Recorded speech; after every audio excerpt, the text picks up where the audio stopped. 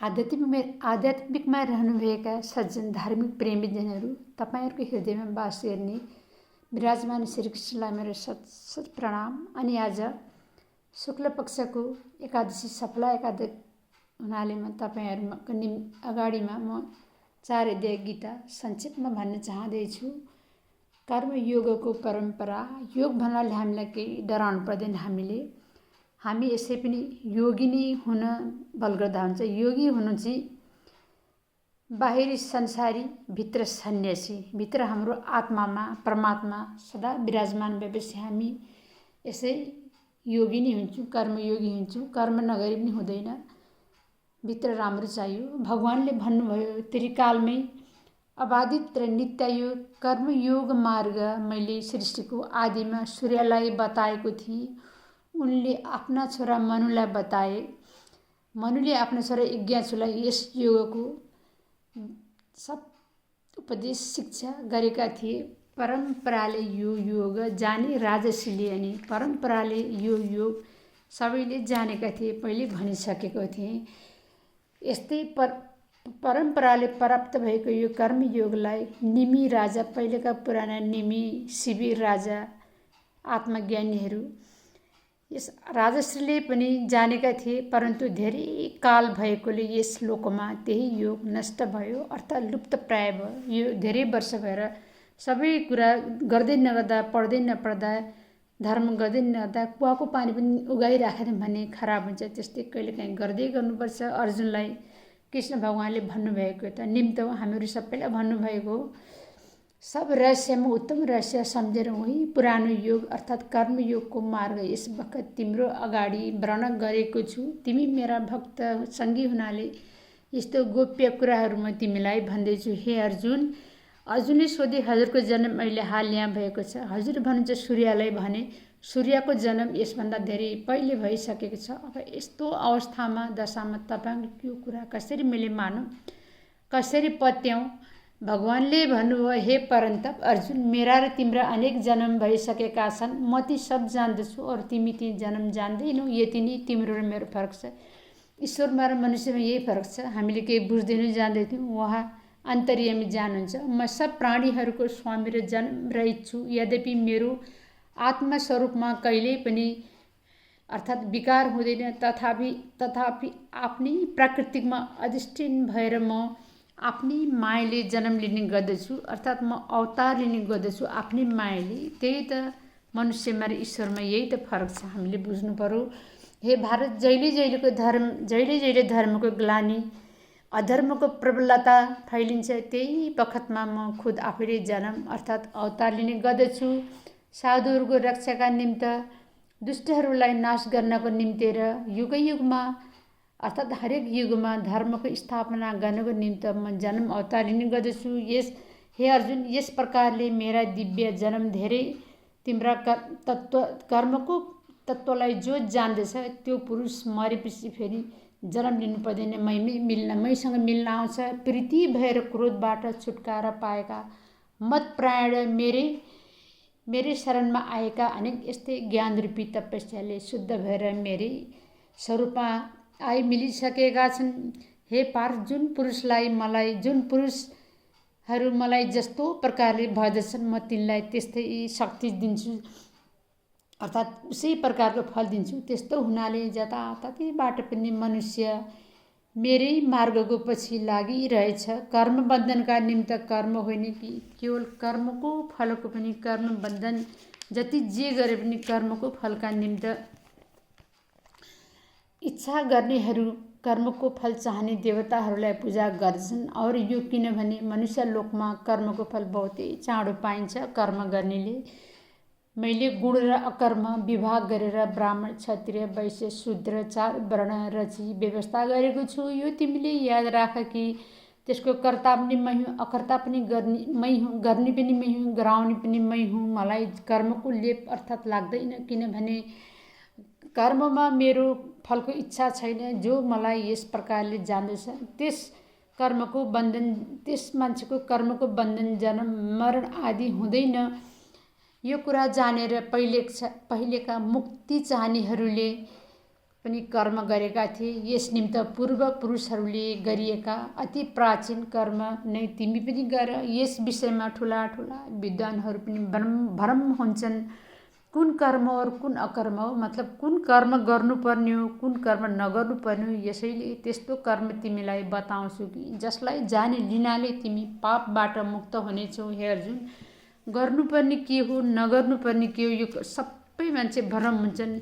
यसकारण गीता सबैले हामीले 2, 4, 10 बार खेप पढ्यौँ सुन्यौँ भने अलिक बुझ्दछौँ। कर्मको गति गहन जटिल छ। यसो हुनाले कर्म के हो, विकर्म अर्थात् विपरीत कर्म, पाप कर्म के हो, अकर्म के हो, गर्नु के हो नगर्नु के हो, यो सब बुझ्नु पर्दछ। कर्ताका भावको अनुसार कर्ममा अकर्म र अकर्ममा कर्म पनि जसलाई देखा पर्दछ त्यो पुरुष सब मनुष्यमा ज्ञानी र त्यही युक्त अर्थात् योगयुक्त और सम्पूर्ण कर्म गर्ने पनि ठर्दछ। अर्थात् कर्म गरिरहे पनि आसक्ति नलिई गर्ने हुनाले कर्ममा अकर्म र कर्म नगरी पनि इन्द्रियमा स्वभावैले एक एक कर्म भइरहेकाले कर्म देख्ने अर्थात् म केही गर्दिनँ सम्झेर आसक्ति छोडी कर्म गर्ने पुरुष ज्ञानी योगी र सबै कर्ममा ठर्दछ। तापनि भाव बढिया हुनाले कर्मका बन्धनमा पाउँदैन, कर्मको बन्धन पाउँदैन। जसका समारम्भ अर्थात् उद्योगहरूको फलको इच्छाबाट रहिछन् र जसका कर्म ज्ञान रूपी अग्निले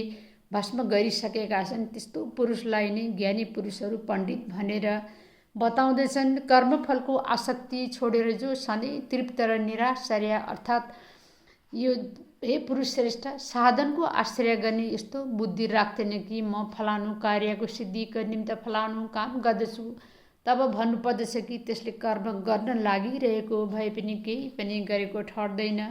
फलको कामना वासना छोड्ने, चित्तलाई संयम गर्ने, सारा संसारलाई त्याग गर्ने यस्तो पुरुष शरीर अर्थात् शरीर या कर्मेन्द्रियबाट कर्म गर्दैमा पाप गर्ने हुँदैन।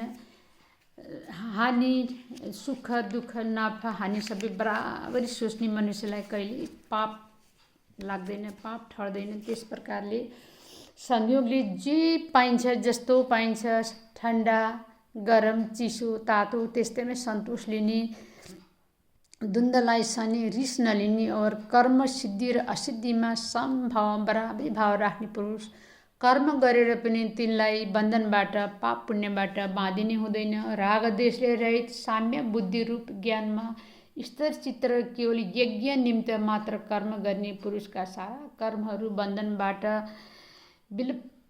बिलाउँदै जान्छन् अर्थात् बन्धन हुँदैनन्। अर्पण अर्थात् हवन गर्ने क्रिया ब्रह्म हो, होमिने पदार्थ पनि ब्रह्म हो, ब्रह्मरूप अग्निमा ब्रह्मले नै हवन गरिएको छ। यस प्रकारले जसका बुद्धिमा यसै कर्महरू ब्रह्ममय छन् त्यसलाई ब्रह्म नै मिल्दछ। कोही कर्मयोगीहरू ब्रह्म बुद्धिको सट्टामा देवता इत्यादिको उद्देश्यले यज्ञ गर्दछन्। कोही योगी पूर्वोक्त प्रकारले यज्ञादि सब कर्म गर्दछन्, उपायको द्वारा ब्रह्मरूप अग्निमा हवन गरिदिन्छन्। और कोही योगी श्रोतादि अर्थात् कान आँखा इत्यादि इन्द्रियहरूलाई निरूप अग्निमा ब्रह्मलाई निरूप अग्निमा होम गर्दछन् राख्दछन्। अरू कोही योगी इन्द्रिय रूप अग्निमा इन्द्रियका शब्द आदि विषयलाई होम्दछन् अर्थात् कोही कुराको पनि चाहना राख्दैन। हे अर्जुन, यस्ता मनुष्य कर्म सबै गरे तापनि ती केही नगर्ने ठर्दछन्। तिमी पनि अरू कुनै योगीहरू ध्याय विषयद्वारा ज्ञानद्वारा प्रज्वलित आध्यात्मिक योग अग्निमा ज्ञानेन्द्रियहरूका प्राण वायुका कर्महरू व्यापारहरूलाई हवन गर्छन्। अरू कुनै व्रतधारी संयम पुरुषहरू कोही द्रव्य या कोही कृष्ण चन्द्रायण आदि तपस्या रूप या केही चित्तवृत्ति निवारण रूप समाधि रूप यज्ञ, कोही नित्य कर्म अनुष्ठान पठन पाठन यज्ञ, कोही ज्ञान रूप यज्ञ इत्यादि कयौँ यज्ञहरू गर्दछन्। कुनै प्रयत्नशील तीक्ष्णधारी प्राणायामी योगीहरू अपान वायु प्राण वायुको हवन गरेर पूर्वक त्यस्तै प्राणमा अपान वायुको हवन गरेर रेचक र प्राण और अपान यो दुवैको गति आवागमन रोकेर कुम्भ नामका प्राणायाम गर्दछन्। अरू कुनै योगीहरू आहारलाई नियमित गरेर खाने कुराहरूलाई एकदम नियमसँग खाएर अन्तःकरण वृत्तिमा कर्मेन्द्रियहरूको आहुति दिन्छन्। यी सबै यज्ञ वेता ज्ञानी यिनै यज्ञका द्वारा पापको नाश गर्दै गर्दै जान्छन्। यज्ञ गरेर शेष भएको अमृत खाएर सनातन ब्रह्म प्राप्त हुन्छन्। हे कुरुश्रेष्ठ अर्जुन, यज्ञ नगर्ने व्यक्तिका निम्ति यो अल्प सुख भएको मनुष्य लोकमा पनि सफलता प्राप्त हुँदैन भने फेरि त्यसका निम्ति परलोकमा सुख कसरी होला। यस्ता नाना प्रकारसँग यज्ञको वर्णन साक्षात् ब्रह्मका मुखबाट नै गरिएको हो। विचार राख कि यी सबै यज्ञ कर्मबाट नै सिद्ध हुन्छन्। यो ज्ञान पाएपछि तिमी चाँडै मुक्ति पाउनेछौ। हे अर्जुन, जसरी तिमी विचार राख, जसरी ज्ञानीहरूका नजिकै जाऊ। हे परन्त पार्थ, द्रव्यमय यज्ञ देव आदि यज्ञभन्दा ज्ञानमय यज्ञ श्रेष्ठ छ। किनभने सब प्रकारका फलसहित यावत कर्महरूको समाप्ति ज्ञानमा नै हुन्छ। यो मनमा राख कि तिमी तत्त्वदर्शी ज्ञानीहरूको नजिक जाऊ, प्रणाम गर, उनीहरूलाई प्रार्थना गर। अरू उनीहरूसँग तिम्रा भक्तिले उनीहरू प्रसन्न भएर तिमीलाई जो ज्ञान दिनेछन् त्यो ज्ञान पाएपछि उपदेश पाएर तिमीलाई ज्ञानको उपदेश गर्नेछन्। हे पाण्डव, जुन ज्ञान पाएर फेरि तिमीलाई यस्तो मोह हुने छैन, जुन ज्ञानको योगले सारा प्राणीलाई आफूबाट अभिन्न देखेर त्यसपछि सबैलाई ममा पनि देख्नेछौ।